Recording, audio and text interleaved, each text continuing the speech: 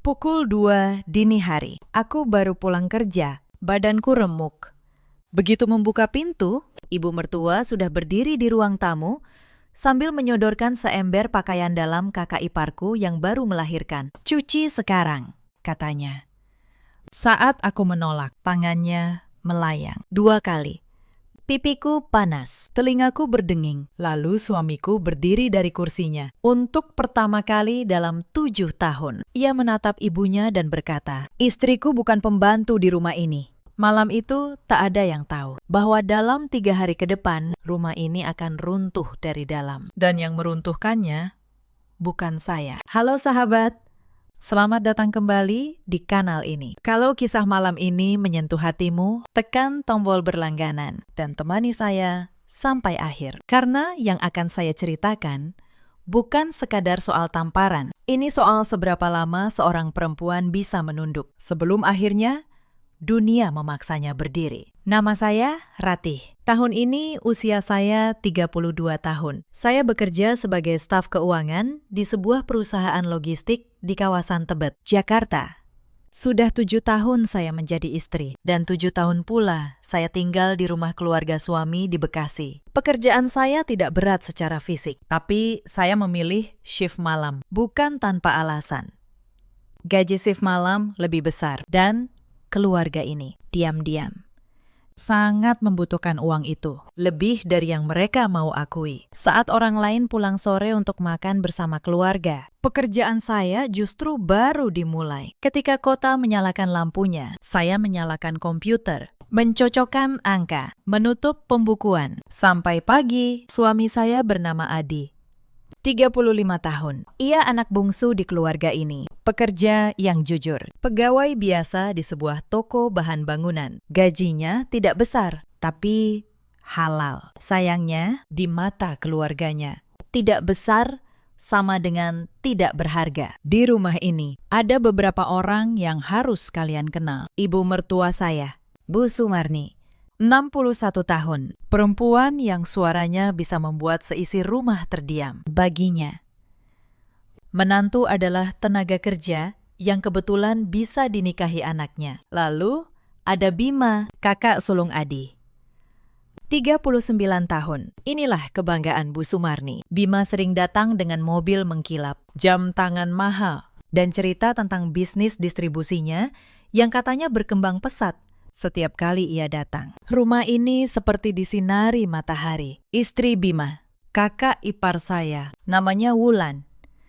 36 tahun. Ia baru saja melahirkan anak kedua, dan sejak hari ia pulang dari rumah sakit. Tugas saya bertambah 1, melayaninya. Bapak mertua saya sudah meninggal 5 tahun lalu. Sejak itu, Bu Sumarni memegang kendali penuh atas rumah, atas anak-anaknya, dan ia kira atas saya. Hanya ada 1 orang di rumah ini yang memandang saya sebagai manusia. Mbak Asih, pembantu yang sudah bekerja sejak Adi kecil. Diam-diam, ia sering menyisihkan sepiring nasi untuk saya yang pulang dini hari. Yang sabar, Mbak Ratih, bisiknya.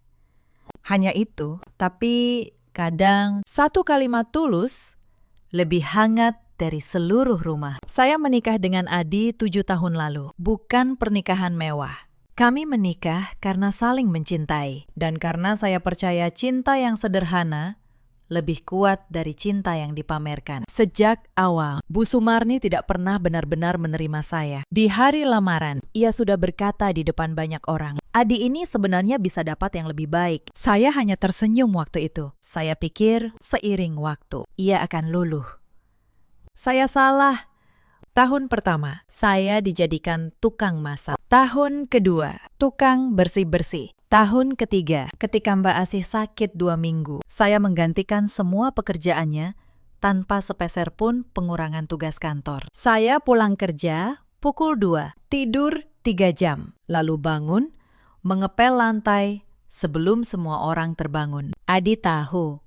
Tapi dulu, Adi hanya diam. "Sabar ya, Ratih. Ibu memang begitu," katanya. Kalimat itu dulu terdengar seperti pengkhianatan kecil yang berulang setiap hari. Yang paling menyakitkan bukan pekerjaannya, tapi cara mereka membandingkan. Setiap kali Bima datang, Bu Sumarni akan berkata keras-keras, "Lihat itu kakakmu.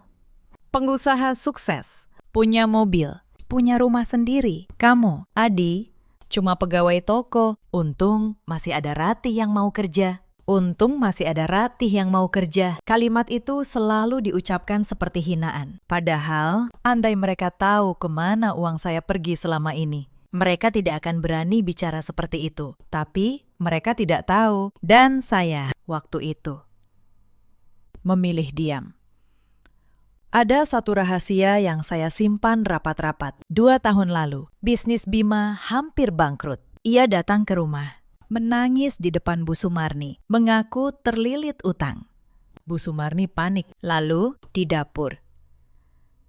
Malam itu, ia mendatangi saya untuk pertama kalinya. Ia berbicara lembut. "Ratih, kamu kan kerja di keuangan. Tolong keluarga ini. Pinjamkan dulu uangmu untuk Bima, nanti dikembalikan. Saya memberikan tabungan saya, 70 juta, seluruh simpanan saya selama bertahun-tahun. Saya kira itu akan mengubah cara mereka memandang saya. Uang itu tidak pernah kembali, dan cara mereka memandang saya tidak berubah sedikit pun. Bahkan setelah itu, Bima tetap dipuja sebagai pengusaha sukses, dan saya tetap dianggap menantu yang untung masih mau kerja. Saya tidak pernah menagih. Bukan karena saya bodoh, tapi karena saya, sebagai orang keuangan, tahu satu hal yang mereka tidak tahu. Uang yang berpindah selalu meninggalkan jejak. Dan suatu hari, jejak itu akan berbicara. Saya hanya belum tahu hari itu akan datang secepat ini. Sebelum saya bercerita tentang malam tamparan itu, izinkan saya melukiskan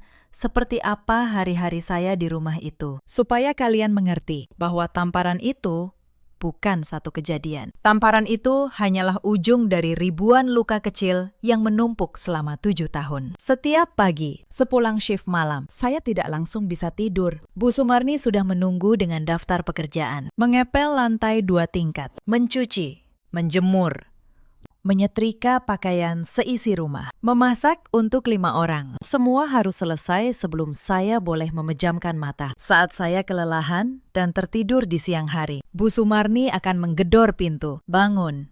Menantu macam apa tidur siang sementara mertua bekerja? Dasar pemalas." Padahal saya baru tidur 2 jam setelah bekerja semalaman. Tapi di rumah itu, kelelahan. Saya tidak pernah dihitung sebagai kelelahan, hanya dianggap kemalasan. Saya ingat suatu hari Lebaran 2 tahun lalu. Rumah penuh kerabat. Bima datang dengan mobil barunya, dan seluruh perhatian tertuju padanya. Saya, sejak subuh, memasak opor, rendang, dan ketupat untuk 20 orang. Tangan saya melepuh karena minyak panas. Tapi ketika makanan tersaji, Bu Sumarni berkata pada para tamu, "Ini semua masakan Wulan." Loh, menantu saya yang pintar masak. Wulan bahkan tidak menyentuh dapur hari itu. Tapi ia tersenyum menerima pujian itu. Dan saya yang memasak semuanya, hanya berdiri di pojok dapur, mengelap keringat. Saya tidak protes. Saya pikir, biarlah. Pujian bukan tujuan saya, tapi luka karena tidak diakui perlahan menumpuk di dada, seperti air yang terus menetes ke dalam gelas. Cepat atau lambat, gelas itu akan penuh. Yang membuat saya bertahan hanya satu. Adi, meski dulu ia hanya bisa berkata sabar. Saya tahu ia mencintai saya. Di malam-malam tergelap, ia akan diam-diam memijat bahu saya yang pegal dan berbisik, "Suatu hari, semuanya akan berbeda. Ratih, aku janji." Saya tidak tahu kapan hari itu datang, tapi saya memilih percaya. Ada juga hinaan soal anak. 7 tahun menikah. Saya dan Adi belum dikaruniai anak. Bu Sumarni menjadikan itu senjata. Sudah numpang, tidak bisa kasih cucu pula. Untung apa Adi menikahimu? Setiap kalimat itu menusuk tepat ke luka yang paling dalam. Karena saya sendiri pun mendambakan anak. Tapi di rumah itu, bahkan kesedihan saya yang paling pribadi dijadikan bahan hinaan. Saya pernah sekali hampir menyerah. Saya mengepak baju, berniat pulang ke rumah orang tua saya di kampung. Tapi Malam itu, Adi berlutut di depan saya. "Jangan pergi, Ratih.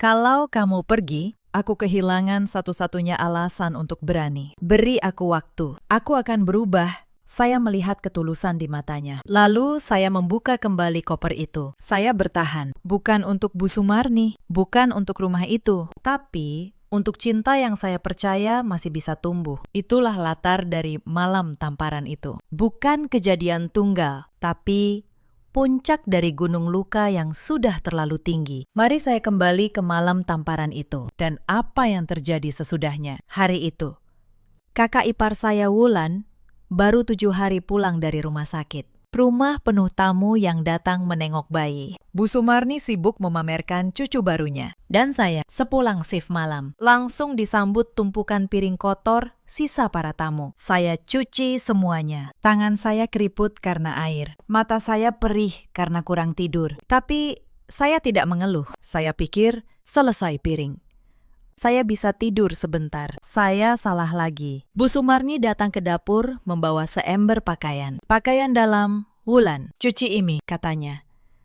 Wulan masih nifas. Tidak boleh kena air dingin. Saya menatap ember itu, lalu menatap Bu Sumarni. "Bu, maaf.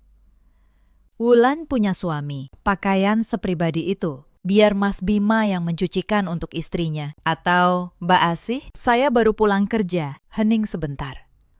Lalu, tangan Bu Sumarni terangkat. Tamparan pertama mengenai pipi kiri saya. Tamparan kedua menyusul.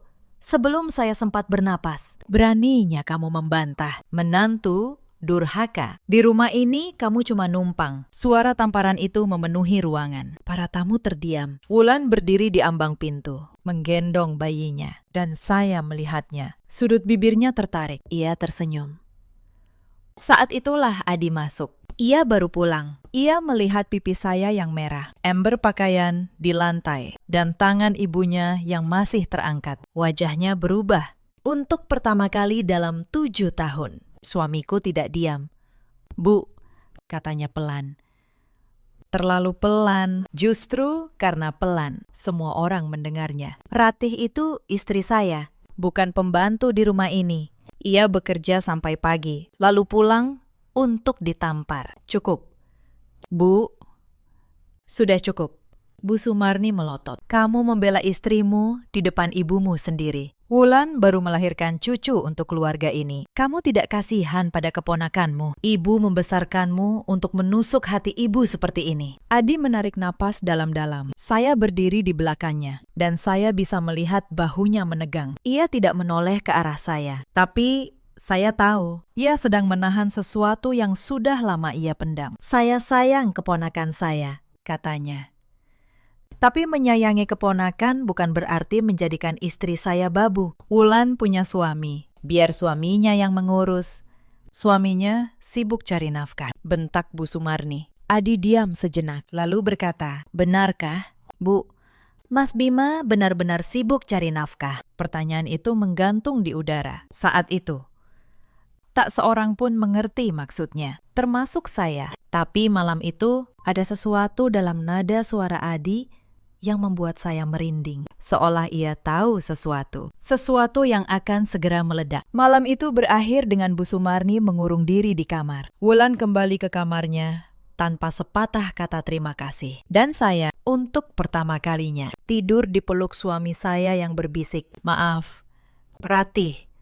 Maaf, karena baru sekarang aku berdiri." Tapi karma tidak bekerja semalam. Ia bekerja perlahan.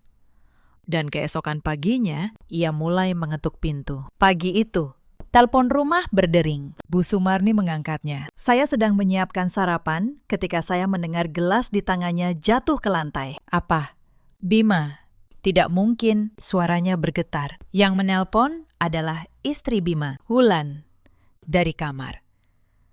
Tapi bukan itu yang membuat gelas jatuh. Di seberang sana, ada kabar bahwa kantor distribusi Bima digerebek aparat pagi itu. Bukan karena bisnis biasa, karena dugaan penggelapan dana investasi. Ternyata, selama 2 tahun terakhir, Bima mengumpulkan uang dari banyak orang, tetangga, teman. Bahkan kerabat. Ia menjanjikan keuntungan besar dari bisnis distribusinya. Mobil mengkilap itu, jam tangan mahal itu, semuanya dibeli dari uang orang lain. Bisnisnya tidak pernah sebesar yang ia ceritakan. Bu Sumarni terkulai di kursi. Tidak. Pasti dia dijebak. Anakku tidak mungkin begitu. Tapi kabar menyebar lebih cepat dari yang kami duga. Siang itu, para tetangga sudah berkumpul di depan gang. Ada yang pura-pura lewat hanya untuk melirik ke dalam rumah. Ada yang berbisik, sengaja cukup keras agar terdengar. Pengusaha sukses katanya. Ternyata uangnya uang orang selama bertahun-tahun. Rumah ini bangga karena Bima. Kimi. Rumah ini menunduk karena Bima. Saya menoleh ke arah Adi. Ia berdiri di dekat pintu. Wajahnya tegang. Tapi tidak terkejut. Saya mulai mengerti pertanyaannya semalam. Adi sudah tahu. Atau setidaknya ia sudah curiga. Sore itu, saat rumah sepi, Adi mengajak saya bicara di teras belakang. Ratih, katanya. Aku perlu jujur padamu.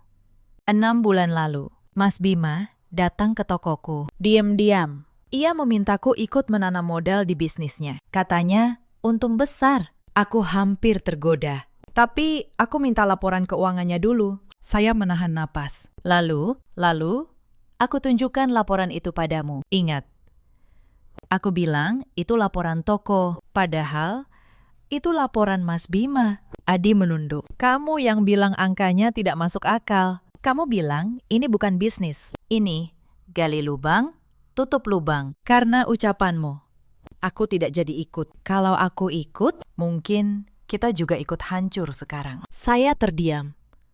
Ternyata, tanpa saya sadari, mata seorang staf keuangan telah menyelamatkan keluarga kecil kami. Sementara mereka yang menghina pekerjaan saya justru jatuh karena tidak mau melihat angka. Tapi cerita belum selesai, karena malam itu, ketika saya membuka kembali catatan keuangan pribadi saya menemukan sesuatu yang membuat tangan saya gemetar. Uang 70 juta yang saya pinjamkan 2 tahun lalu untuk menyelamatkan Bima dari kebangkrutan. Saya mentransfernya ke sebuah rekening, dan rekening itu, saya ingat betul, adalah rekening atas nama Bima, yang sama dengan rekening penampung dana investasi ilegalnya. Artinya, uang saya bukan dipakai untuk menyelamatkan bisnis. Uang saya menjadi bagian dari skema penipuannya. Dan saya, sebagai orang yang mentransfer, punya bukti hitam di atas putih. Bukti transfer, tanggal, nominal. Semua tercatat rapi di mutasi rekening saya. Selama ini saya menyimpannya karena kebiasaan kerja. Catat semua, simpan semua. Saya tidak pernah menyangka kebiasaan kecil itu akan menjadi sesuatu yang begitu penting. Keesokan harinya, 2 orang penyidik datang ke rumah. Mereka mengumpulkan keterangan dari semua pihak yang pernah memberi uang pada Bima. Bu Sumarni membela mati-matian. Anak saya tidak bersalah, dia hanya berbisnis. Salah satu penyidik bertanya dengan tenang, Bu, apakah ada anggota keluarga yang pernah mentransfer uang ke rekening saudara Bima? Hening, semua mata perlahan berpaling ke arah saya. Bu Sumarni tertawa sinis. Dia, mana mungkin Rati punya uang? Dia cuma staf kecil, numpang di rumah ini saja. Saya berdiri, tenang. Untuk pertama kalinya dalam 7 tahun, suara saya tidak bergetar. Saya punya, Bu. Saya transfer 70 juta ke rekening Mas Bima 2 tahun lalu, atas permintaan ibu sendiri, di dapur. Malam itu, ibu bilang, tolong selamatkan keluarga ini. Wajah Bu Sumarni memucat. Saya membuka aplikasi di ponsel saya, dan saya menyimpan buktinya. Bukti transfer, tanggal, nominal, nomor rekening tujuan, semua ada. Para penyidik mencatat keterangan saya. Mereka memfoto bukti transfer di ponsel saya. Salah satu dari mereka mengangguk pelan, seolah satu kepingan teka-teki baru saja jatuh ke tempatnya. Setelah mereka pergi, rumah ini berubah menjadi medan perang. Kamu sengaja, kan? Bu Sumarni menunjuk wajah saya. Kamu sengaja menjebak Bima. Kamu menyimpan bukti itu untuk menghancurkan keluarga ini. Saya menatapnya. Bu, saya tidak menjebak siapapun. Saya hanya menjawab pertanyaan penyidik dengan jujur. Yang menjebak orang-orang itu, yang mengambil uang mereka, bukan saya. Ibu tahu siapa? Dai Amide, jeritnya. Kamu menantu durhaka. Sejak awal aku tahu kamu pembawa sial. Wulan keluar dari kamar, menggendong bayinya, matanya merah. Gara-gara kamu suamiku ditangkap. Kalau kamu tidak menyimpan bukti itu, mungkin Mas Bima masih bisa lolos. Saya menarik napas. Mbak Wulan, kalaupun saya tidak menyimpan bukti, ada puluhan orang lain yang ditipu Mas Bima. Mereka juga punya bukti. Mereka juga melapor. Yang menjatuhkan Mas Bima bukan saya, tapi perbuatannya sendiri. Adi berdiri di samping saya. Kali ini ia tidak menunduk. Cukup, katanya pada ibunya dan kakak iparnya. Selama bertahun-tahun kalian menghina pekerjaan Ratih. Kalian bilang ia cuma staf kecil yang numpang. Tapi tahukah kalian, uang siapa yang membayar listrik rumah ini setiap bulan? Uang siapa yang membeli beras saat Mas Bima sibuk membeli mobil? Hening. Ratih, lanjut Adi. Selama 7 tahun. Diam-diam, tanpa pernah menyebutnya sekalipun. Saya menunduk. Saya memang tidak pernah ingin mereka tahu. Bukan karena saya ingin pujian, tapi karena saya pikir keluarga seharusnya tidak perlu dihitung. Ternyata saya keliru di rumah ini. Yang tidak dihitung adalah yang paling mudah diinjak. Bu Sumarni terduduk. Untuk pertama kalinya, ia tidak punya kata-kata. Hari-hari berikutnya adalah hari-hari yang berat. Tetangga yang dulu memuji Bima, kini datang menagih. Beberapa dari mereka menggedor pintu. Ada yang membawa fotokopi bukti transfer mereka sendiri. Jumlahnya jauh lebih besar dari uang saya. 50 juta, 100 juta. Bahkan ada yang menyerahkan seluruh uang pensiun. Saya melihat seorang ibu tua menangis di teras kami. Ia menyerahkan 80 juta. Seluruh tabungan hidupnya. Percaya pada janji keuntungan Bima. Itu uang untuk operasi suami saya, katanya terisak. Hati saya hancur mendengarnya. Inilah wajah sesungguhnya dari pengusaha sukses yang selama ini dipuja di rumah ini. Setiap hari, daftar korban bertambah. Ada pedagang kecil yang menjual warungnya demi menanam modal. Ada pasangan muda yang menyerahkan tabungan pernikahan. Ada pula seorang guru pensiunan yang menyetorkan seluruh uang pesangonnya. Semua tergiur janji Bima tentang keuntungan 2 kali lipat dalam 6 bulan. Janji yang tidak pernah ada wujudnya. Saya menyaksikan semua itu dengan dada sesak selama bertahun-tahun. Di meja makan rumah ini, nama Bima diucapkan dengan bangga. Pengusaha muda yang sukses. Sementara nama saya diucapkan dengan nada merendahkan. Cuma staf kecil. Kini saya tahu, kesuksesan yang dibanggakan itu dibangun di atas tangisan orang-orang ini. Bu Sumarni semakin terpukul setiap kali ada korban datang. Ia yang dulu berjalan dengan dagu terangkat, kini berjalan menunduk. Takut bertemu tetangga. Beberapa kali saya melihatnya menangis sendirian di dapur. Di tempat yang sama di mana ia dulu menampar saya. Hidup memang punya cara yang aneh untuk menutup lingkaran. Bu Sumarni mencoba menjual perhiasannya untuk menutupi sebagian. Tapi jumlahnya terlalu besar. Tabungannya tidak cukup. Mobil mengkilap Bima ternyata masih kredit dan langsung ditarik leasing. Rumah yang katanya milik Bima ternyata masih atas nama orang lain. Agunan dari salah satu korban. Semua yang dibanggakan keluarga ini, satu persatu, terbukti palsu. Di tengah semua itu, ada satu hal yang membuat saya tidak bisa tidur. Wulan, kakak ipar saya. Saat penyidik datang lagi untuk memeriksa aliran dana, mereka menemukan bahwa beberapa rekening penampung dibuka atas nama Wulan. Ia bukan korban. Ia tahu. Ia ikut menikmati. Mobil yang ia pakai, perhiasan yang ia kenakan.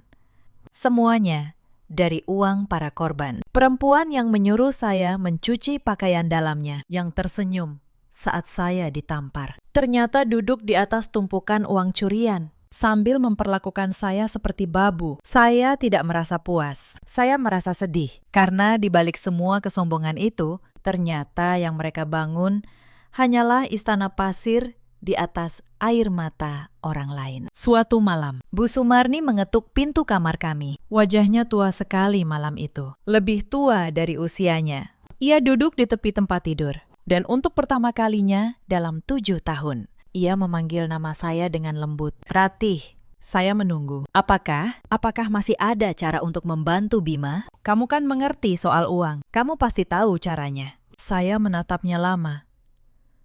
Di mata perempuan ini, bahkan di saat seperti ini, saya tetaplah alat. Dulu alat untuk pekerjaan rumah, sekarang alat untuk menyelamatkan anak kesayangannya. Bu, kata saya pelan. Yang bisa membantu Mas Bima sekarang bukan saya, bukan uang.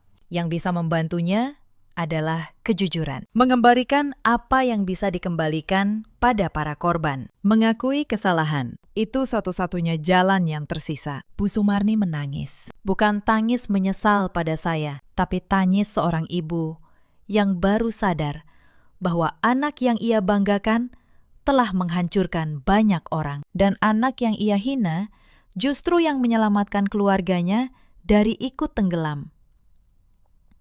Saya tidak membenci tangisan itu, tapi saya juga tidak bisa berpura-pura semuanya baik-baik saja. Hari-hari setelah itu, tekanan di rumah semakin berat. Para korban tidak sabar menunggu proses hukum. Mereka datang bergantian, pagi dan malam, menggedor pintu. Beberapa berteriak, beberapa menangis. Bu Sumarni mengunci semua pintu dan jendela, tapi suara tagihan itu tetap menembus dinding. Suatu pagi, terjadi sesuatu yang nyaris membuat saya menyerah. Sejumlah uang tunai yang disimpan Bu Sumarni di lemari kamarnya hilang. Sekitar 15 juta, sisa terakhir tabungannya. Dan tahukah kalian, siapa yang pertama kali ia tuduh? Pasti Ratih yang mengambil, teriaknya.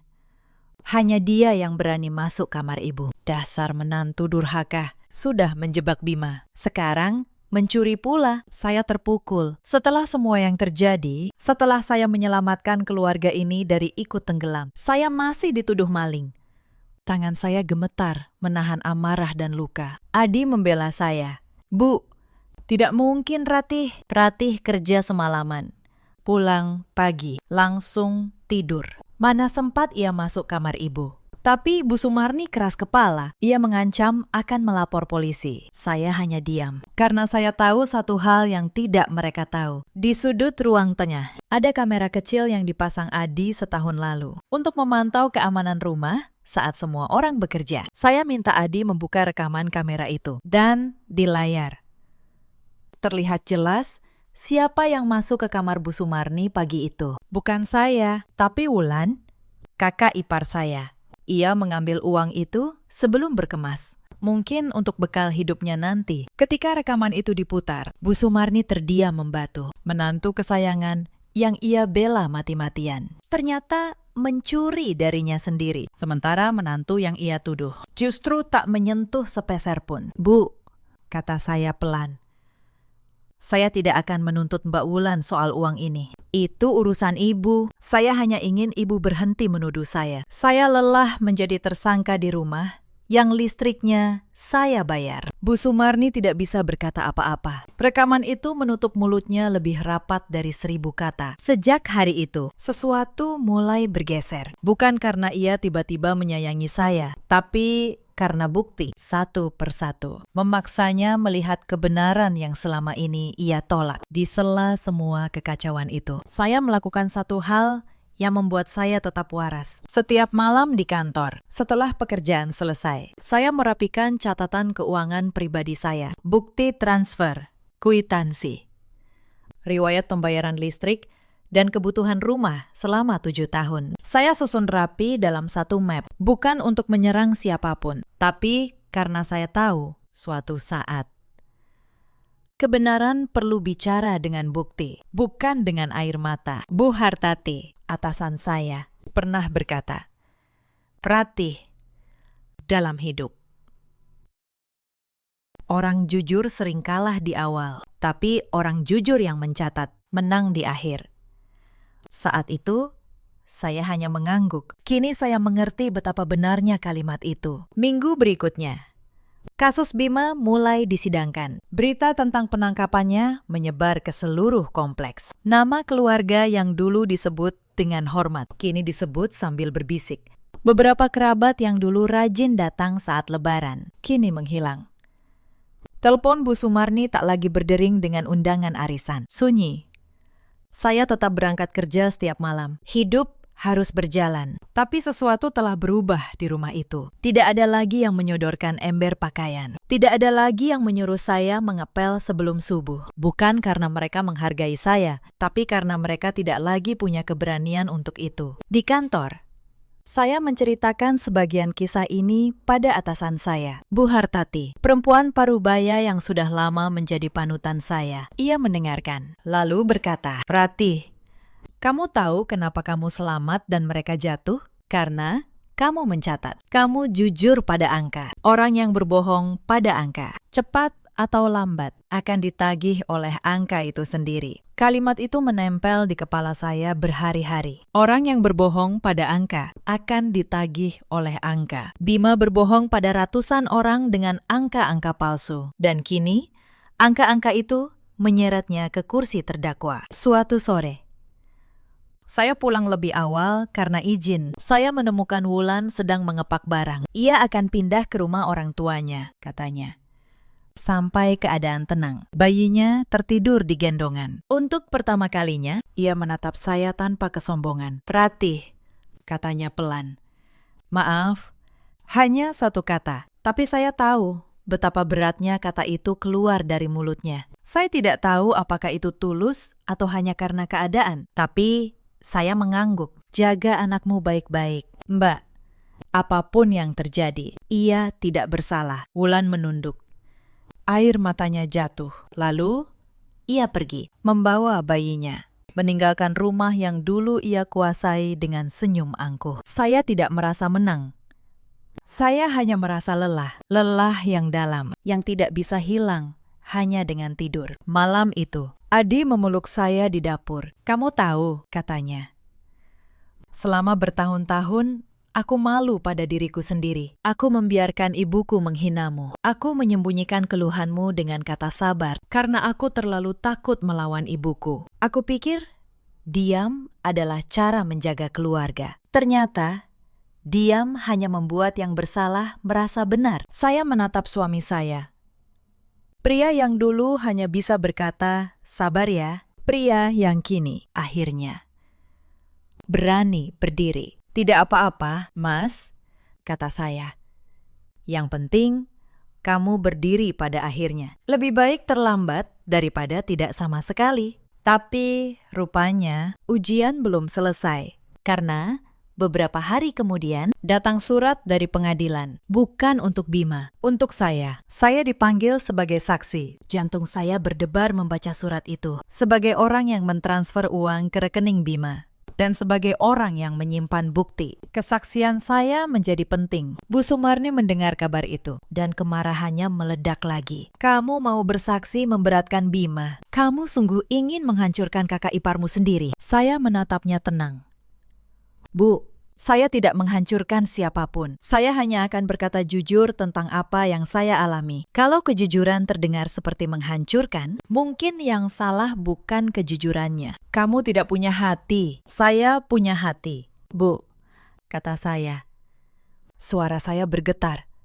Tapi bukan karena takut. Karena akhirnya saya mengucapkan apa yang selama 7 tahun saya pendam. Hati saya yang ditampar 2 kali di dapur. Hati saya yang dipaksa mencuci pakaian dalam setelah pulang kerja pukul 2 pagi. Hati saya yang dihina sebagai penumpang di rumah yang listriknya saya bayar. Saya punya hati, Bu. Hanya saja selama ini tidak ada yang peduli. Bu Sumarni terdiam. Mungkin untuk pertama kalinya, kata-kata saya benar-benar masuk ke dalam dirinya. Hari persidangan tiba. Saya datang dengan pakaian sederhana, membawa map berisi cetakan mutasi rekening saya. Di ruang sidang, saya melihat Bima, pria yang dulu datang dengan mobil mengkilap dan jam tangan mahal. Kini ia mengenakan rompi tahanan. Wajahnya kuyu. Kesombongan yang dulu memenuhi ruangan setiap kali ia datang, kini lenyap sama sekali. Saya dipanggil ke depan. Hakim bertanya dengan tenang tentang transaksi yang saya lakukan. Saya menjawab apa adanya, tanggal, nominal, dan permintaan yang melatar belakanginya. "Saudari Ratih," kata hakim, "Anda menyerahkan bukti transfer ini secara sukarela. Apakah Anda menyadari konsekuensinya?" "Saya sadar." "Yang mulia," jawab saya, Saya hanya ingin kebenaran terungkap. Banyak korban dalam kasus ini. Sebagian dari mereka kehilangan seluruh tabungan hidupnya. Saya rasa mereka berhak atas kebenaran. Di kursi pengunjung, saya melihat ibu tua yang dulu menangis di teras kami. Ia menatap saya dengan mata berkaca-kaca. Bukan menyalahkan, tapi seolah mengucapkan terima kasih. Karena ada satu orang yang berani bicara. Pengacara Bima mencoba menyerang kesaksian saya. Saudari Ratih, bukankah Anda menyimpan dendam pribadi pada keluarga terdakwa? Bukankah Anda pernah ditampar oleh ibu mertua Anda? Bukankah ini cara Anda membalas dendam? Ruangan hening. Saya merasakan semua mata tertuju pada saya. Untuk sesaat, saya ragu. Lalu, saya menarik napas dan menjawab. Benar. Saya pernah ditampar. Benar, saya diperlakukan tidak adil selama 7 tahun. Tapi, saya tidak datang ke sini untuk membalas dendam. Kalau saya ingin balas dendam, saya bisa diam saja dan membiarkan keluarga ini hancur sendirian. Saya datang ke sini karena ada seorang ibu tua yang kehilangan uang operasi suaminya. Karena ada orang-orang yang tertipu janji palsu. Dendam saya pribadi. Tapi kebenaran ini milik mereka semua. Pengacara itu terdiam. Hakim mengangguk pelan. Saya melihat Bima menunduk di kursi terdakwa. Dan untuk pertama kalinya, saya melihat bahunya bergetar. Mungkin malu, mungkin menyesal. Saya tidak tahu, tapi saya tahu satu hal. Orang yang dulu menatap rendah pada saya, kini tidak berani menatap mata saya sama sekali. Sidang itu menjadi titik balik. Berdasarkan bukti dari saya dan puluhan korban lain, Bima dinyatakan bersalah atas penipuan dan penggelapan dana. Ia divonis penjara dan diwajibkan mengembalikan sebagian dana pada para korban. Tidak semua bisa kembali, tapi setidaknya keadilan menemukan jalannya. Setelah sidang, sesuatu yang tidak saya duga terjadi. Beberapa korban mendatangi saya, bukan untuk menyalahkan, tapi untuk berterima kasih. Ibu tua yang kehilangan uang. Operasi suaminya menggenggam tangan saya. Nak, terima kasih. Kalau bukan karena keberanianmu bicara, mungkin kami tidak pernah didengar. Saya merasa haru sekaligus pedih. Karena saya tahu uang mereka tidak akan kembali utuh. Tapi setidaknya dengan keahlian saya di bidang keuangan, ada satu hal yang bisa saya lakukan. Saya menawarkan diri membantu mereka menyusun berkas tuntutan ganti rugi. Saya membantu menghitung kerugian masing-masing, merapikan bukti transfer mereka, dan menyusunnya agar bisa diajukan ke pengadilan. Selama berminggu-minggu, sepulang kerja malam, saya menyempatkan diri membantu para korban itu tanpa dibayar. Bukan karena saya berkewajiban, tapi karena saya tahu rasanya menjadi orang yang tidak didengar dan saya tidak ingin mereka merasakan hal yang sama. Seorang pengacara muda bernama Pak Hendra yang menangani sebagian korban, suatu hari berkata pada saya, "Bu Ratih, jarang saya temukan orang yang mau repot membantu korban lain, padahal dirinya sendiri juga korban. Kalau boleh jujur, ketelitian Anda menyusun bukti lebih rapi dari banyak staf hukum yang saya kenal. Saya hanya tersenyum. Saya hanya melakukan apa yang saya bisa." Pakistan. Angka adalah bahasa yang saya pahami. Dan kali ini, angka bicara untuk keadilan. Berkat berkas yang rapi itu, beberapa korban akhirnya mendapatkan sebagian ganti rugi dari aset Bima yang masih bisa disita. Tidak banyak, tapi cukup untuk mengembalikan sedikit harapan. Ibu tua itu bisa membiayai sebagian operasi suaminya. Dan saat ia mengabari saya lewat telepon, suaranya bergetar penuh syukur. Di saat itulah saya menyadari sesuatu. Selama 7 tahun, keahlian saya dianggap remeh. Cuma staf kecil, kata mereka. Tapi, keahlian yang sama kini menjadi alat untuk menegakkan keadilan bagi puluhan orang. Tidak ada pekerjaan yang hina selama dikerjakan dengan jujur. Yang hina adalah mereka yang memandang rendah kerja keras orang lain. Saat saya keluar dari ruang sidang setelah jadwal terakhir, Bu Sumarni sudah menunggu di koridor. Saya menyiapkan diri untuk dimaki lagi, tapi yang terjadi berbeda. Ia berdiri di depan saya, tubuhnya gemetar. Lalu, perlahan, ia menunduk. "Ratih," katanya serak. "Ibu, Ibu minta maaf." Saya terdiam.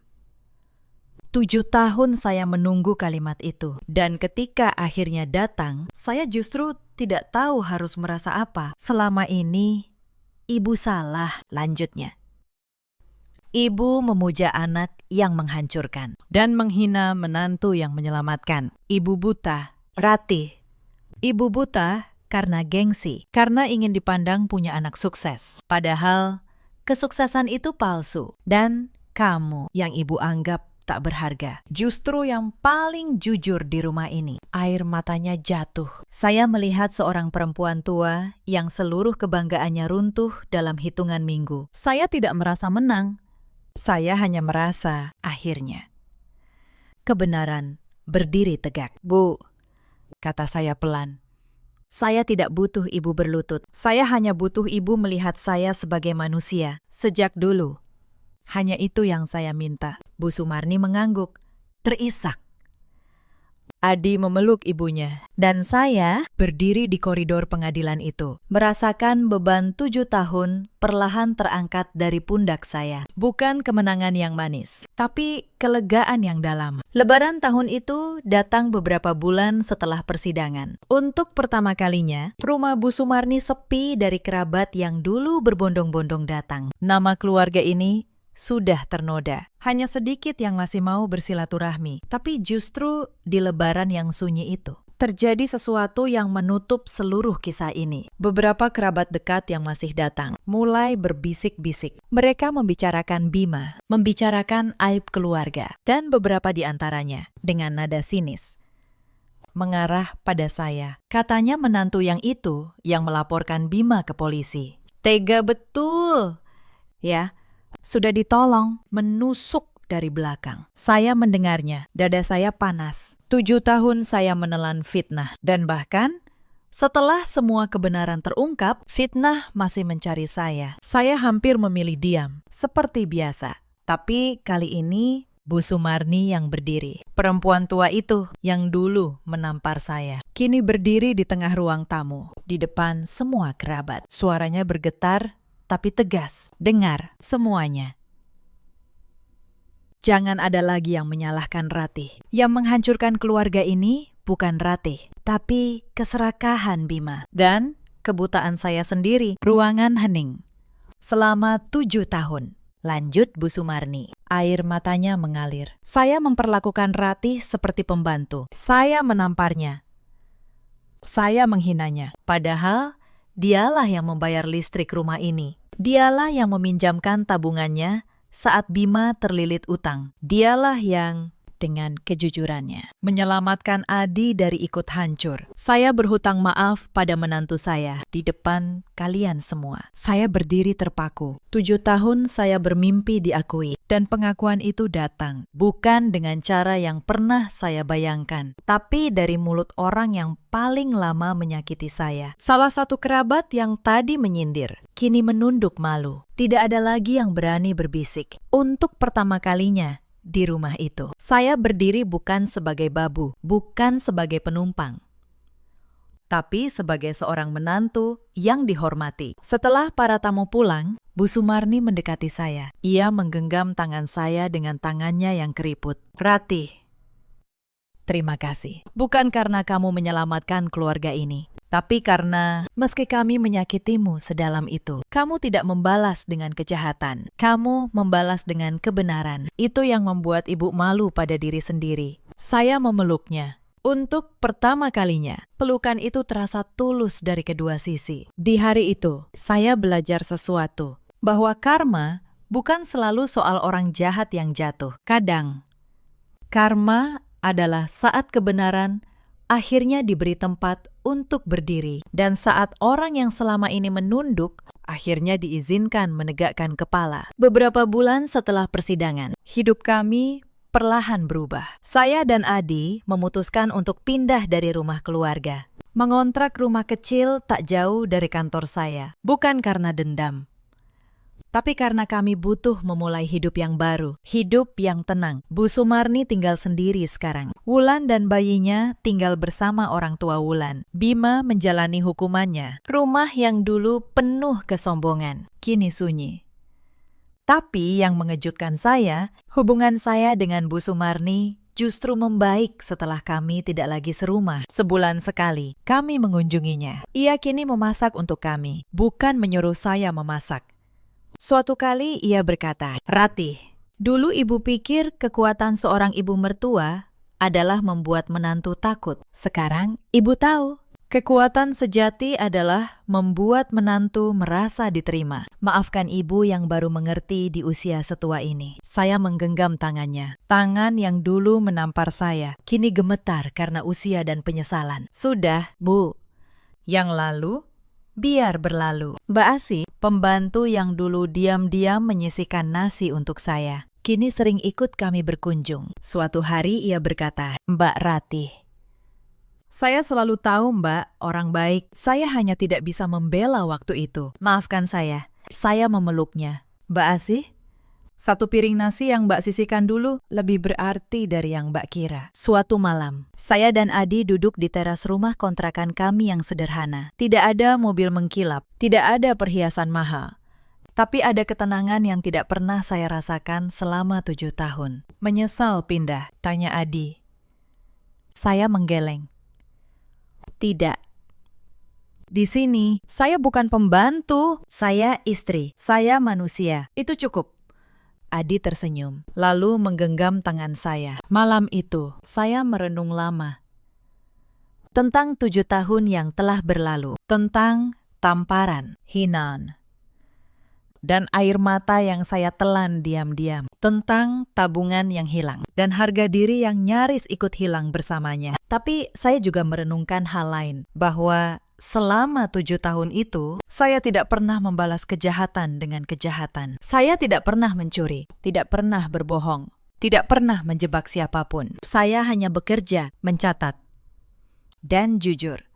Dan ternyata, kejujuran yang paling sederhana itulah yang akhirnya menjadi tameng saya. Ketika dunia di sekitar saya runtuh, saya teringat kata-kata Bu Hartati, "Orang yang berbohong pada angka akan ditagih oleh angka." Bima membangun istana dari kebohongan, dan istana itu runtuh menimpa dirinya sendiri. Sementara saya, yang dianggap tak berharga, tetap berdiri.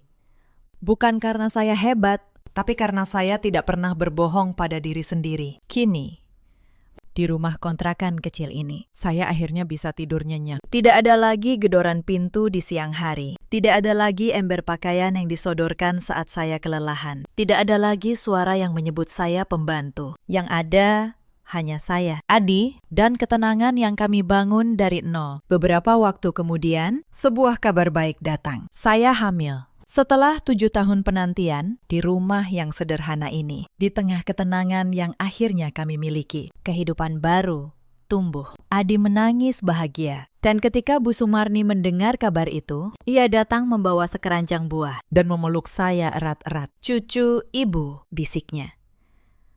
Akhirnya, ibu bisa menyayangi tanpa syarat. Saya tahu, luka 7 tahun tidak akan hilang sepenuhnya. Setiap kali saya teringat pagi saat saya disuruh mencuci pakaian dalam itu, hati saya mungkin masih terasa perih. Tapi saya juga sadar, terkadang sebuah insiden yang tampak kecil dan memalukan justru menjadi pintu yang membuka seluruh kebenaran di baliknya. Andai hari itu saya terus menunduk, andai saya mencuci pakaian itu tanpa membantah, mungkin saya akan terus disuruh, terus dipukul, terus difitnah, terseret ke dalam kesalahan yang bukan milik saya. Mungkin saya akan ikut tenggelam bersama kebohongan Bima, tanpa pernah tahu kapan ujungnya. Tapi karena saya berani berkata tidak satu kali saja, seluruh kebenaran terbuka. Dan suami saya akhirnya menemukan keberaniannya untuk berdiri. Cerita ini mengajarkan satu hal sederhana, bahwa harga diri seorang perempuan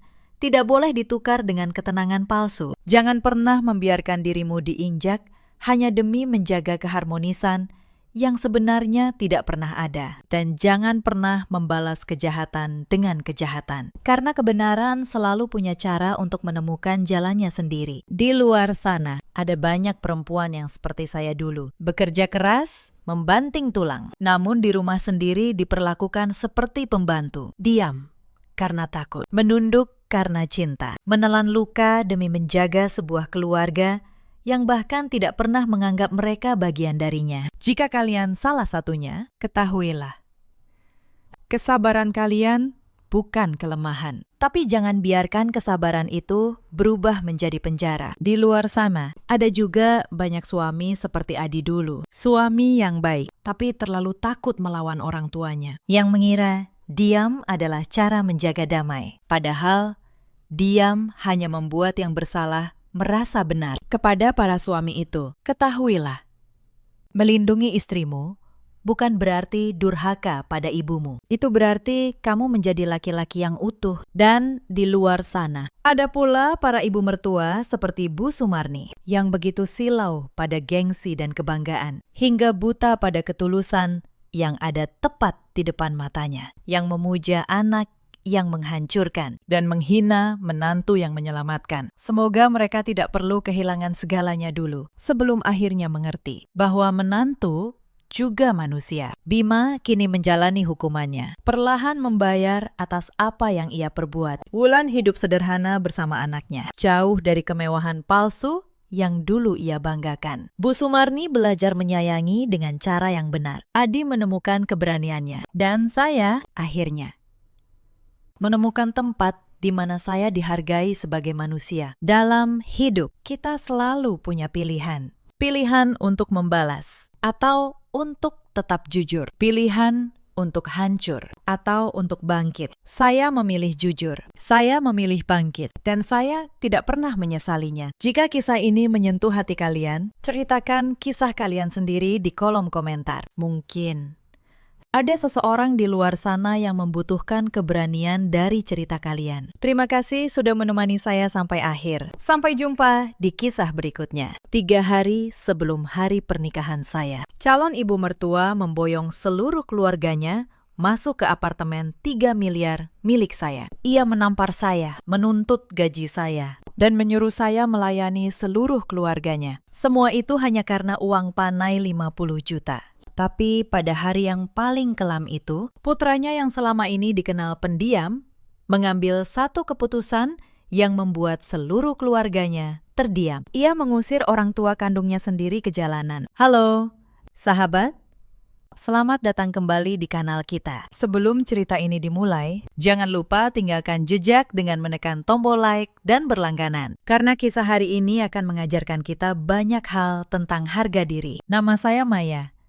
Usia saya 28 tahun. Saya bekerja sebagai manajer pemasaran di sebuah perusahaan multinasional di Jakarta. Sudah bertahun-tahun saya berjuang dan bekerja tanpa henti. Saya selalu bangga karena saya bisa berdiri tegak di atas kaki saya sendiri. Sore itu, senja keemasan menyelimuti balkon apartemen saya di jantung kota Jakarta. Saya berdiri di depan cermin besar di kamar tidur. Saya mengelus setiap detail renda pada gaun pengantin putih yang baru saja saya bawa pulang. Hati saya berdebar, bahagia bercampur sedikit gugup. Apartemen seluas ini, seharga lebih dari 3 miliar rupiah, adalah hadiah pernikahan dari kedua orang tua saya. Mereka mengumpulkannya dengan susah payah seumur hidup. Ayah pernah mengelus kepala saya sambil tersenyum. Katanya, seorang wanita yang menikah, jika punya tempatnya sendiri untuk pulang, hatinya akan selalu tenang. Ia tidak akan pernah harus hidup sambil melihat raut wajah orang lain. Calon suami saya bernama Bima. Ia seorang insinyur yang baik hati dan sederhana. Berbeda dengan keluarga saya yang cukup berada. Bima berasal dari sebuah desa kecil di Wonosobo, Jawa Tengah. Keluarganya petani sederhana. Hidup mereka penuh perjuangan. Karakter Bima yang tenang dan perhatiannya yang tulus telah menaklukkan hati saya. Saya tidak pernah mempersoalkan perbedaan status sosial. Saya percaya selama dua orang saling mencintai dan berjuang bersama, segala kesulitan bisa dilewati. Kami bertemu 3 tahun lalu di sebuah proyek kerjasama antar perusahaan. Bima saat itu insinyur lapangan yang sederhana. Selalu datang paling pagi dan pulang paling akhir. Ia tidak banyak bicara, tapi setiap kata-katanya bisa dipegang. Saat saya sakit dan harus lembur, ia diam-diam meninggalkan bubur hangat di meja saya tanpa berkata apa-apa. Hal-hal kecil seperti itu yang membuat saya jatuh hati. Ketika kami memutuskan menikah, Hanya ada satu hal yang membuat saya sedikit ragu. Bima jarang sekali bercerita tentang keluarganya. Setiap saya tanya soal orang tuanya, ia hanya tersenyum kecil dan mengganti topik. Ia hanya bilang orang tuanya sederhana dan ia ingin saya menerima mereka apa adanya. Saya pikir itu bentuk baktinya. Saya tidak pernah menyangka di balik diamnya itu ada luka yang sudah lama ia simpan. Sebulan sebelum pernikahan, saya sempat sekali bertemu calon ibu mertua di desa. Saat itu, ia ramah, tapi matanya terus menilai pakaian dan tas saya, menanyakan harga setiap benda. Saya menganggapnya sekedar rasa ingin tahu seorang ibu desa. Saya salah membaca tanda. Saya pikir 3 hari lagi, hidup saya akan memasuki babak yang paling indah. Saya salah. Badai itu datang justru pada hari paling tenang. Sore itu juga, ketika saya masih sibuk dengan gaun, bel apartemen berbunyi bertubi-tubi. Saya membuka pintu dengan senyum. Senyum itu langsung membeku di wajah saya. Di depan pintu, berdiri calon ibu mertua saya. Di belakangnya,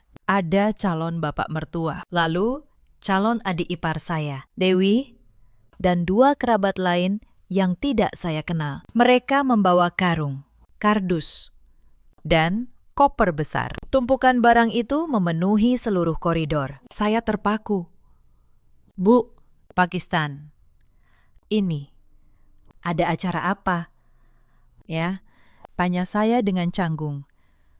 Calon ibu mertua menepuk-nepuk bajunya, lalu menjawab dengan santai. Begini, Nak, saya dan bapakmu sudah menjual habis rumah di desa. Mulai sekarang, kami orang tua akan pindah dan tinggal permanen di sini bersama kalian. Telinga saya berdengung. Menjual rumah di desa. Pindah ke sini untuk selamanya. Kata-kata itu bagaikan palu yang menghantam kepala saya. Anak laki-laki menikahi wanita kaya, tinggal di rumah mewah. Tentu seluruh keluarga harus ikut menikmati hasilnya. Lanjutnya dengan angkuh.